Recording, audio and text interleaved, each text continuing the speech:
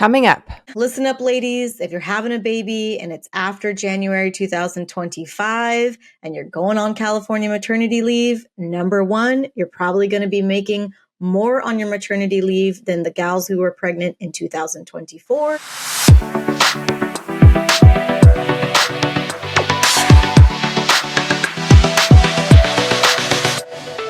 Hey, y'all. Hey, mamas. Welcome back to Raising Mama. I'm Megan. And I'm Chelsea. I'm a divorced mama of 2 toddlers, sharing custody while running my own business. And I'm a full-time nurse, pregnant with my second baby, and married to a stay-at-home dad. Join us while we talk about the most pressing issues related to postpartum and new parenthood. This podcast is brought to you by Raising Mama, a bamboo baby brand dedicated to empowering moms during postpartum and raising awareness about maternal mental health. Raising Mama's buttery soft bamboo pajamas aren't just designed to help babies sleep better, they're made to support mothers too. And for every pair sold, a portion of the proceeds is donated to Postpartum Support International. As a thank you for listening, enjoy 20% off your next order with code RaisingMamaVillage at checkout, because we're all in this together. Before we dive in, hit the subscribe button for more expert insights and honest conversations on Raising Mama podcast. Hey, y'all. Hey, mamas. Welcome back to Raising Mama. We have an excellent episode. If you haven't already seen our other videos about maternity leave, please go check them out. We have 3 amazing videos: how to get 6 months paid, job protected maternity leave in California. That's like your golden nugget how-to guide of maternity leave in California. We have how to maximize your time off, so how to do the extensions. And we even have a video about paid family leave for fathers in California. So if you haven't already, go check out these videos. This video today is about 2025, what's new with California maternity leave, because some things have changed and we want to keep you guys up to date. For all you new mamas out there, it is always a nice cluster, you know what, to try and figure out California maternity leave. So without ado, let's get started, guys. Yeah. So first off, I know that like the biggest thing that was advertised was that Governor Newsom, whether you like him or not, he did make some pretty dope changes to the amount that you get paid, right? So what are those changes? So basically, guys, if you didn't already know, like I said, maybe you haven't watched our videos, which you absolutely should. But before, how it worked when you went on either state disability or bonding time, paid family leave, you were getting approximately 60 to 70% of your gross pay. So just so you know, quick reminder, gross pay is what you earn before taxes and all those other things come out of your paycheck. So if you made $1,000 a month, 60% of that, $600 would be your take-home pay, or 70% of that would be $700. So if you made $1,000, you're making like $600 to $700 from maternity leave when you went and took your, state disability. Yeah, with a weekly cap of about $1,600. You got it. So that's how it was. Now, huge, big, this is important. You need to qualify for this new stuff. Your baby has to be born January 2025. So unfortunately, if you started your case, like you had your baby November 2024, then unfortunately, you're going to stick with all the old stuff. This is only for these mamas who are having babies after January 2025. Yes, and specifically filing their claim in 2025.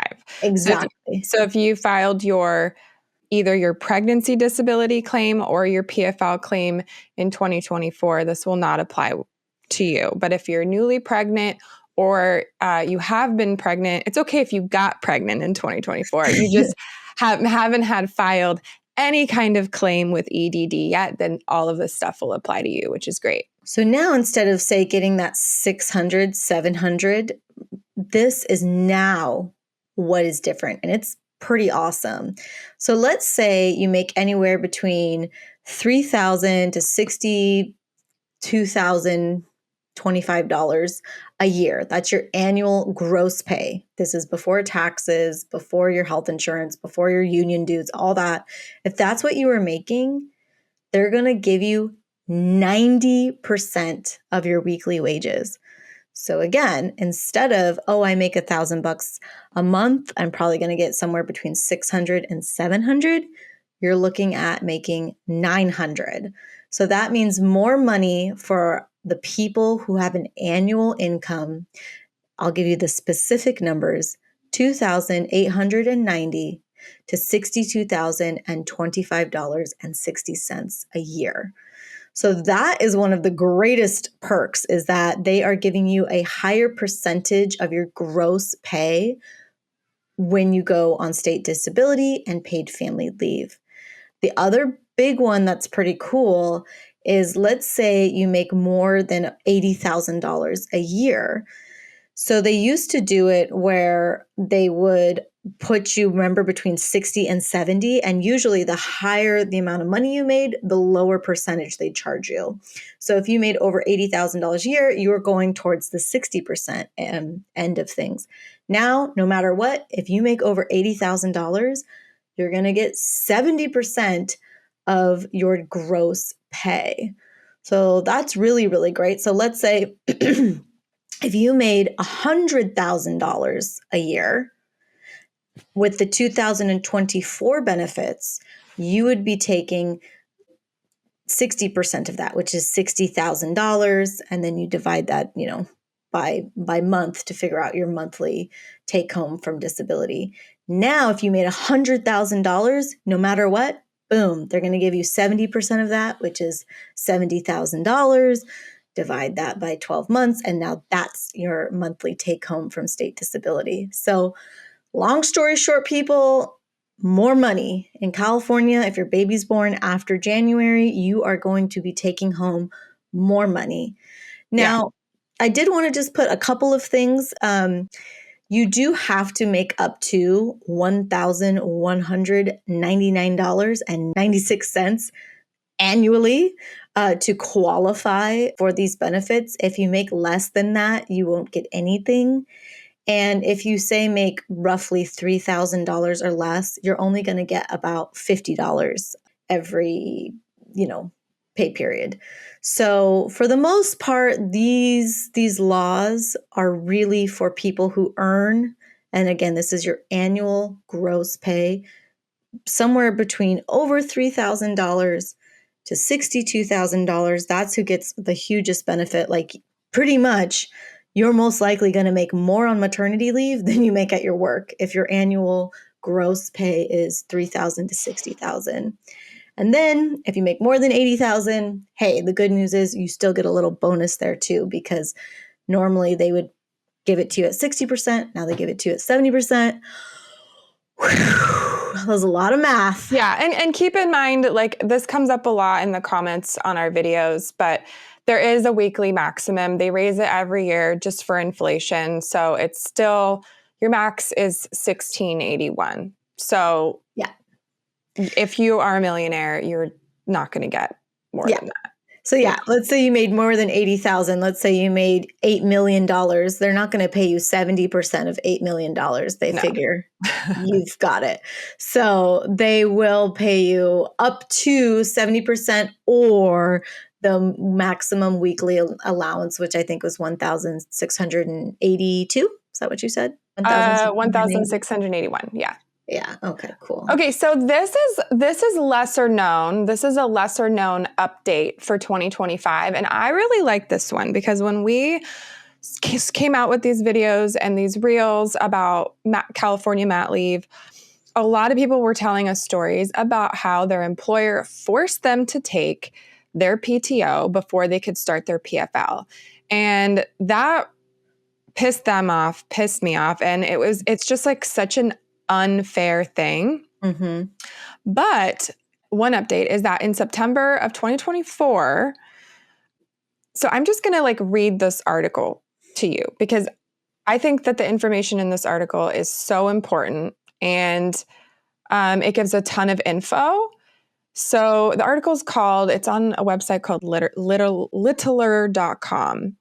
And it's called California Eliminates Employers' Ability to Require Employees to Use Vacation Before They Receive State Paid Family Leave Benefits.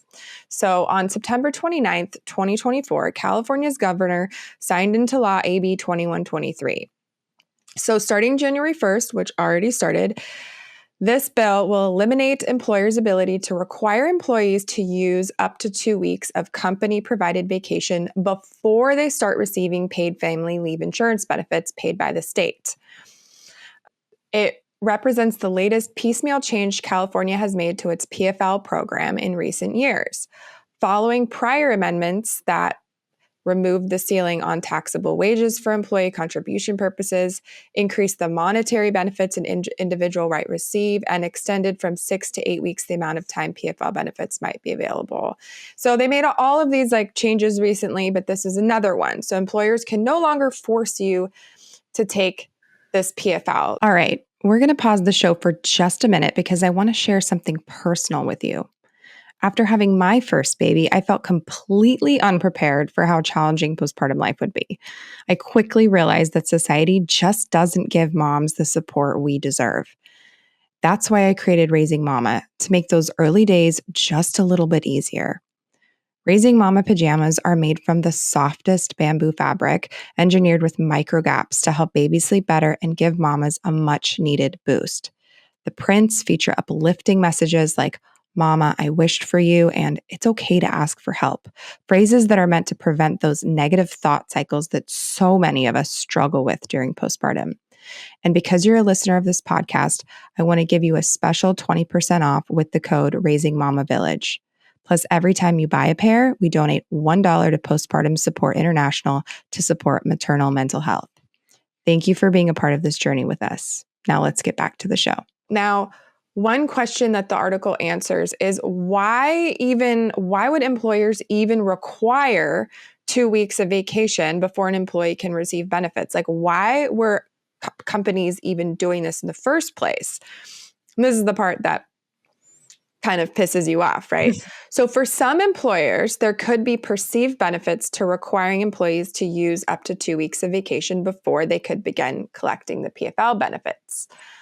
And for the state, it could mean not having to pay out the full benefit, which is up to 8 weeks in a 52-week period, to individuals who take time off from work for the following reasons. So caring for a serious ill family member, bonding with a minor child, and participating in a qualifying exigency related to the covered active duty So PFL is not just for bonding with your baby. It's also for taking care of a family member and other things. But basically, and again, literally, guys, if you don't know what we're talking about, if we're speaking too fast, PFL, state disability, CFRA, go please right now, go watch our video.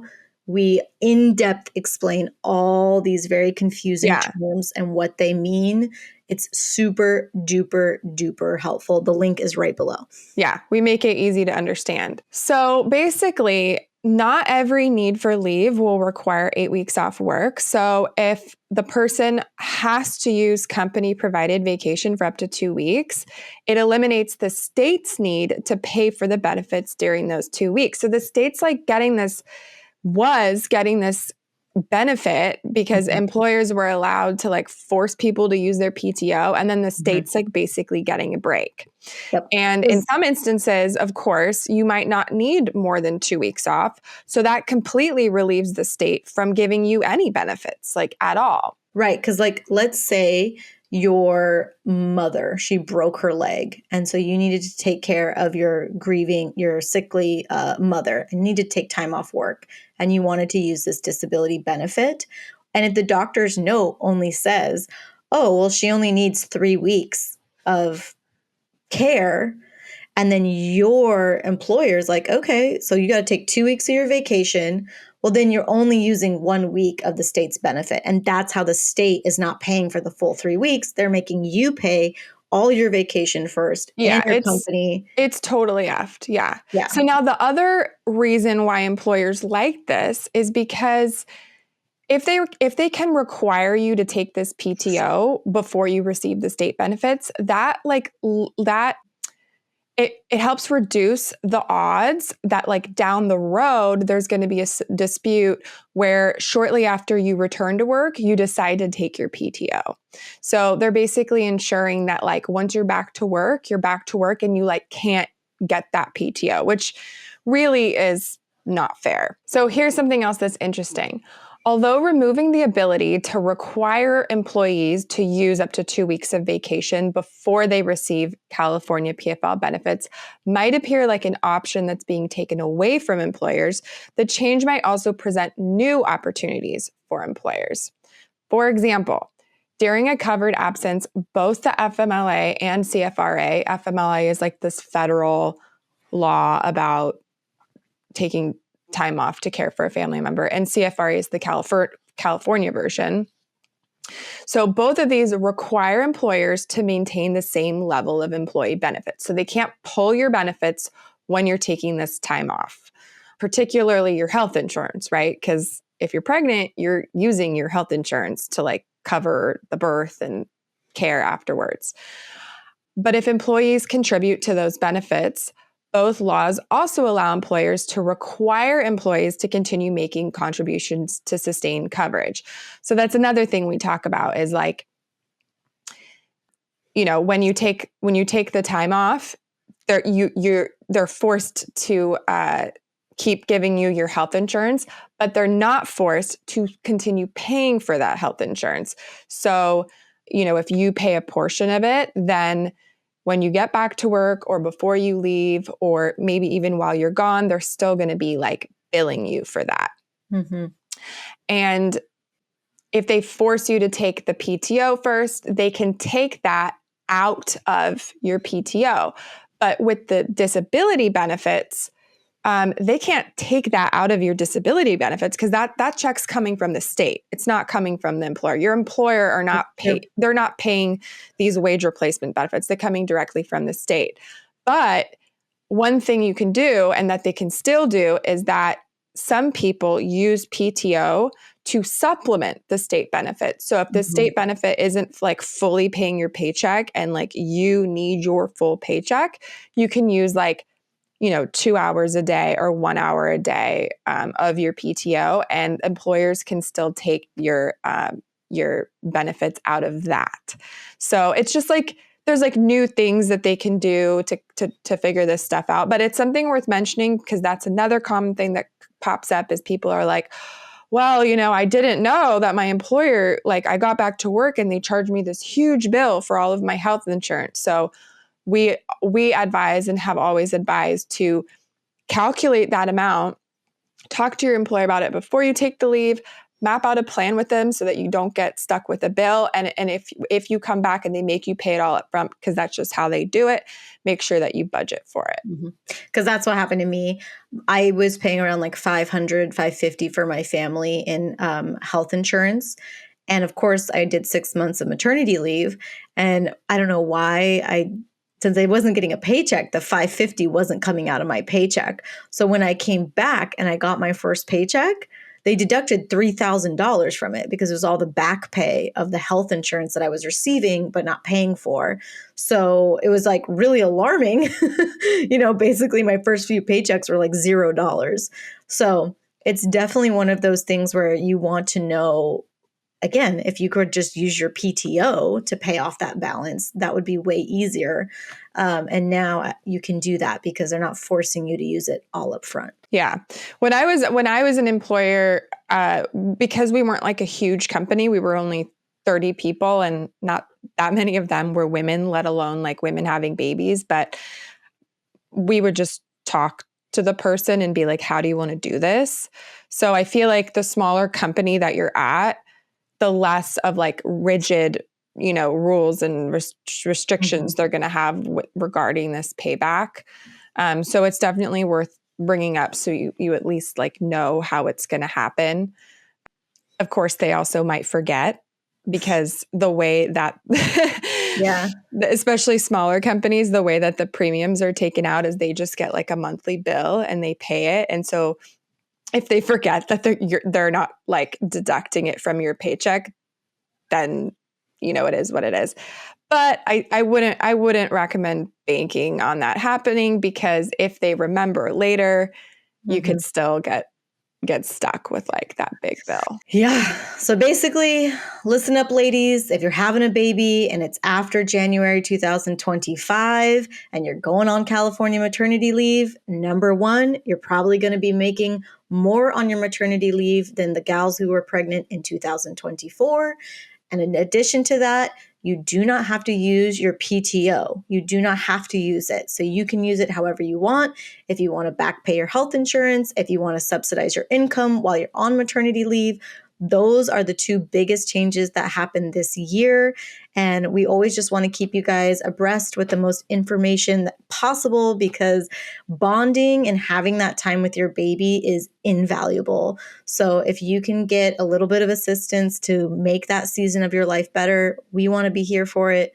We want you guys to have the best time ever. So we are so pumped that you came and you listened and you joined us today. Also, if you're not aware, we have about a 30-page PDF to accompany our videos on how to get 6 months paid leave in California. And it breaks down all of the steps to get it, all of the different scenarios, all of the different programs. It's got links to everything. It's even got a direct email to EDD. That's hard to find online so that you can ask them specific questions before your claim starts. We had the whole thing fact-checked by EDD. So that's a super dope resource that goes really well with the videos because sometimes when you're watching the video, you're like, okay, I think I get it, but it's nice having that thing like in front of you. And we really hold your hand and give you like checklists. It also includes paternity leave and for adoptive parents. So check and how that to out. navigate the extensions and what you have to say. Yes, and how to talk to your doctor about extensions. I mean, it's basically like all of our brain in a 30-page PDF. Yeah. So we'll drop the link for that in the description so you can check it out. All right, y'all. See you later. Thanks for joining us today. If you enjoyed this episode, be sure to hit subscribe so you don't miss out on future conversations. And follow us on Instagram at Raising Mama Podcast for more updates, resources, and a peek behind the scenes. See you next time.